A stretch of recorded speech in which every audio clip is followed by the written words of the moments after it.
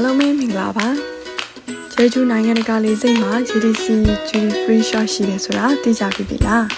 ဒီရင်းလေးကြောင်းလိုက်ရဲ့3လောင်မှရှိပြီးတော့နေရမထွက်ခင်ပေါ်ပါ shopping ထွက်လို့ကောင်းတဲ့နေရာလေးဖြစ်ပါတယ်ဒီမှာဆိုရင် makeup ရေမွေးဖြော်ရမက fashion တွေကအစား brand တွေကတော့အစုံပါပဲဒါအပြင်ချစ်စရာကောင်းတဲ့ကျေးဇူးအိမ်ပြန်လက်ဆောင်အယုံလေးတွေလည်းအများကြီးရှိပါတယ် GDC Duty Free Shop ရဲ့ထူးခြားချက်3ခု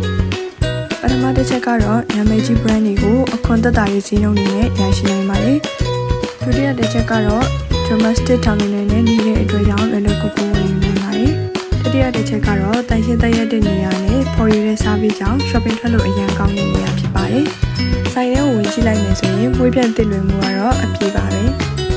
OTT လျှောက်ကြည့်ရတဲ့တော့စိတ်ခံစားချက်ကောင်းစေတာမို့ခြေကျူးလာလဲလေဆိုရင်ဈေးတက်တာနဲ့ပေါ့ပါဝယ်ယူနိုင်တဲ့ဒီနေရာလေးကိုတေချာပေါက်တော့ကြည့်ကြပါနော်